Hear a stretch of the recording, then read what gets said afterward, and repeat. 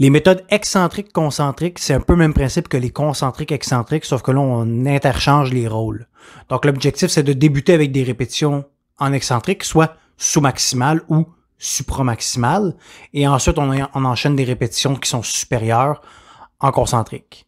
Donc, le but de ce genre de méthode-là, leur avantage, en fait, c'est que comme on commence avec des intensités qui sont plus élevées, mais il y a beaucoup plus de recrutement neural qui s'effectue, l'intensité, le stress imposé sur le corps est beaucoup plus élevé. Donc, par la suite, lorsqu'on va enchaîner nos répétitions concentriques, notre système nerveux est beaucoup plus activé, ce qui fait en sorte que généralement, on va être soit capable de tolérer plus de répétitions avec une même charge qu'on utilise habituellement pour faire moins de répétitions, ou on va être en mesure de lever plus lourd pour un même nombre de répétitions. Donc, c'est vraiment un effet de hyperpotentialisation qu'on recherche avec ce genre de méthode-là. Donc, au niveau de votre programme, comment ça va être indiqué? Vous allez avoir un nombre de répétitions, qui est les répétitions excentriques. Vous allez avoir un plus, et vous allez avoir le nombre de répétitions indiquées, qui sont les répétitions concentriques à performer par la suite. Donc, si je utilise une méthode qui est sous-maximale excentrique, donc je vais utiliser autour de 80% de mon 1RM généralement pour les performer, et je vais effectuer le nombre de répétitions indiquées, et par la suite, lorsque j'effectue les répétitions concentriques, je vais avoir généralement un nombre supérieur de répétitions à effectuer. Donc, généralement, ça peut être 6, ça peut être 8 même.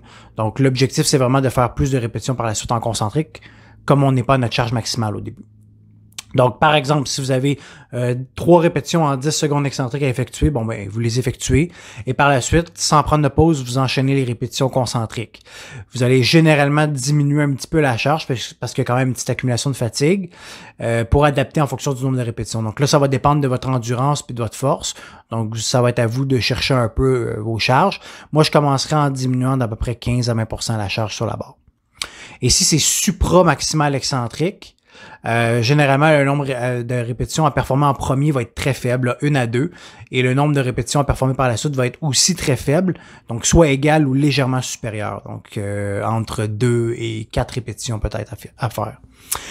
Pour ce genre de méthode-là, on va recommander d'utiliser des hooks. Donc les hooks, c'est des espèces de barres sur lesquelles vous pouvez mettre des charges, et par la suite, lorsqu'ils touchent au sol, ils vont se déloquer, ce qui fait en sorte que vous allez remonter seulement avec la charge qui était sur la barre. Si vous n'avez pas ça, ça va vous prendre 2 helpers qui vont vous aider justement lorsque vous arrivez à remonter la barre, la raccrocher et diminuer les charges par la suite pour passer à la prochaine partie du programme. Donc, comment qu'on va loader les hooks généralement?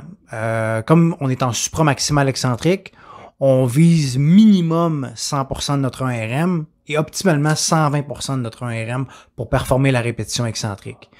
Augmenter vos charges progressivement en fonction de ce que vous êtes rendu, etc. Mais une manière très classique qu'on va le monter, le hook, en fait, ça va être de mettre 20% sur chacun des hooks et 80% sur la barre, ce qui fait en sorte que, ben, théoriquement, par la suite, vous devriez déjà avoir la charge pour faire vos répétitions concentriques lorsque les hooks vont se retirer. Donc, dans un exemple classique, si par exemple, j'ai quelqu'un qui, pour 120%, il fait 300 livres, bon, mais je devrais avoir 60 livres sur chacun de mes hooks et le reste du poids sur la barre. Donc, quand le hook va s'enlever, ben, je vais avoir 80% sur la barre et je vais pouvoir performer mes répétitions en concentrique.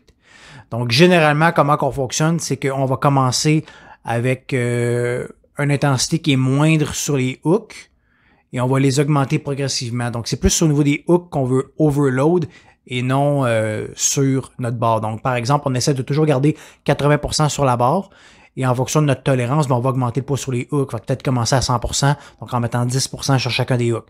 Après ça, vous pouvez mettre 15% et ensuite 20%, etc.